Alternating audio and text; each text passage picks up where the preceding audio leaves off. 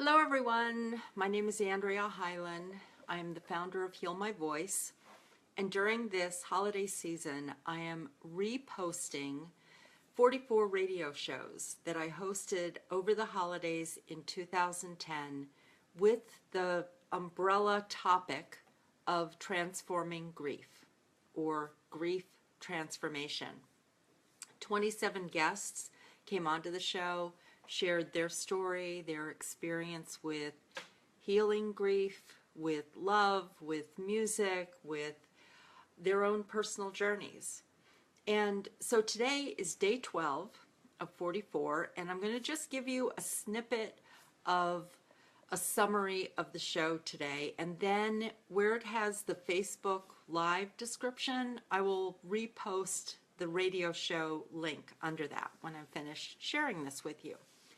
So my guest on this show today was Alan Peterson. Alan is a songwriter, a musician, singer, speaker, and I met Alan when I was releasing my house. This was in 2009, and I was posting on Facebook every day that I was clearing out all of my personal belongings out of a house that was 3 stories and 11 rooms. And I was honoring the grief that was happening. So this emotional attachment that we have to our personal belongings. Every day I was releasing something, and it brought up feelings about my husband's death, the death of the life that I had in Maryland. There was a lot of grieving. And at the same time, my daughter Hannah and I were preparing to go on our Jonas Brothers journey. That summer we went to 45 concerts. So I told a little bit of that story yesterday, day 11. And it was during that time that I met Alan, and I was posting, and he shared a song that he had written that will probably always be my favorite song because of the personal experience in that connection. And the song I posted on my Facebook page today, and also the Heal My Voice page, At Any Given Moment. And a few of the words are, at any given moment you can hear a voice calling your name as a child. At any given moment we are given a choice to open our hearts to the wild. And Alan was really holding a space for me to listen to my heart and follow my journey. So I will always be grateful for that experience with Alan in 2009. And then it just seemed natural in 2010, when I was hosting the radio shows, that Alan and I would connect and co-create this show together. The title of the show, The Transformative Power of Love. And throughout the show, we talked about being in the moment of love, allowing the feelings that we were feeling, but always coming back to love as the base of that. And there were a couple things I was thinking about today as I had re-listened to the show. I was wondering, I'm just going to ask a question. You know, how much are you willing to love? How much are you willing to love? When, I'll just say that for some of you, this holiday season, you are remembering the loss of a loved one. It might have been that someone died this year, or they died a year ago, and the holidays are bringing up a fresh layer of grief. But I've also noticed many people in my life have been posting on Facebook about deaths that happened 6 years ago, 9 years ago. I feel like it is part of the collective grief that is happening right now all over the world. And that when there is that kind of collective grief, the individual grief that we've had resurfaces. And so to be gentle with yourself, because you wouldn't be grieving if you hadn't been willing to love. You know, when your heart is closed to loving people, loving your life, you're not feeling anything. You're not feeling the love, and you're not going to feel the grief. So I'm just, just reflect on how much are you willing to love. And for those of you who are healing from the loss of a loved one, to be gentle with yourself, that it's okay to pull in a little bit, to listen to some music, to let that stir your heart, to listen to music that brings tears, to listen to love songs. You know, in preparation for Facebook Live today, I was playing a number of songs to me that are connected with love.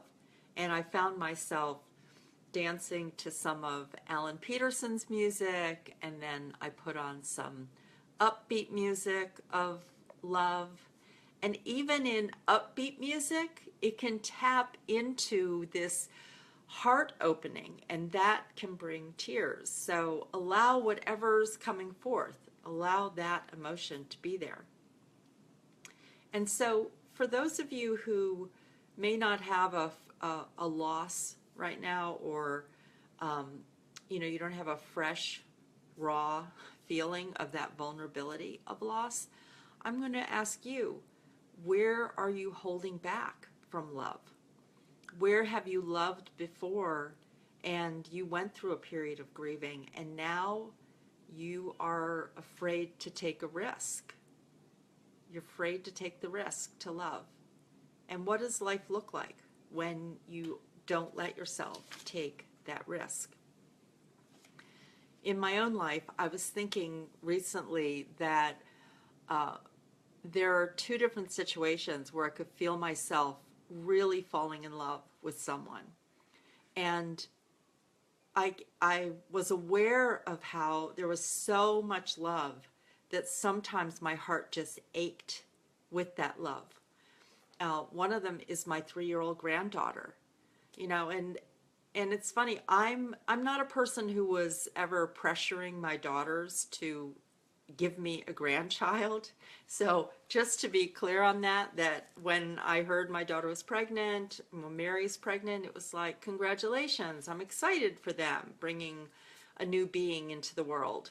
And when I met my granddaughter for the first time, I remember holding her in my arms, realizing, well, she's a stranger to me. I don't know her yet, but here's this little being. And I said to her, dear one, what have you come to teach me?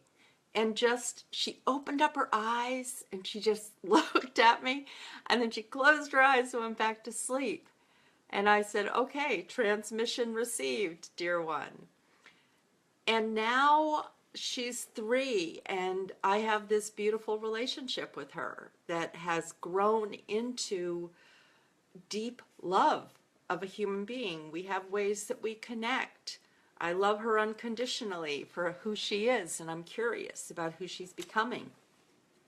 But that love opens me up to feelings of sadness, because she's in Baltimore and I just flew to the West Coast to be here for about 4 months.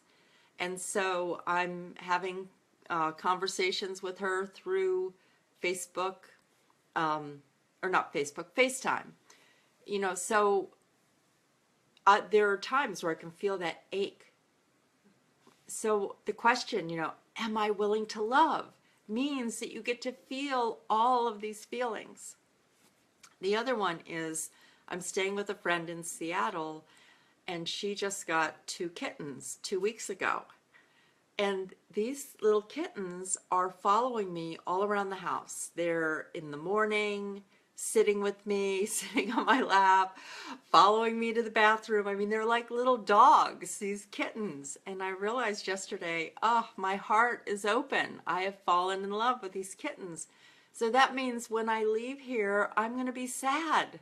It's like you get to feel all of these feelings. So I would encourage you to take a risk, to look for ways to love, and to know that there are all kinds of feelings that you're going to have about love.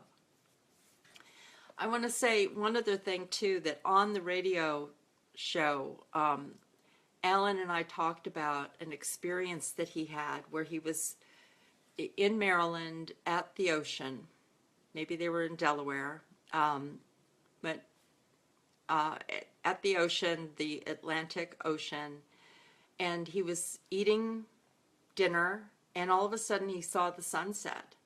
And he decided, I can't sit here at this table in the restaurant. I have to go to the beach. I have to breathe in that sunset. It's so beautiful. So those are what I call hummingbird moments. Are you allowing yourself to be in the moment of love and have those hummingbird moments, those moments of the sunset, those moments where you notice the connection to another human being, even in a moment of a brief exchange with someone? Are you allowing yourself to love?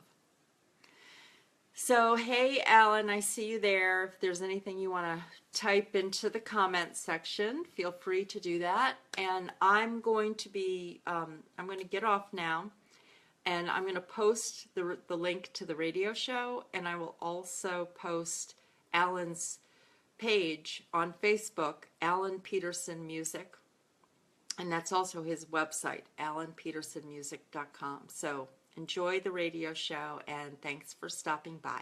Bye-bye.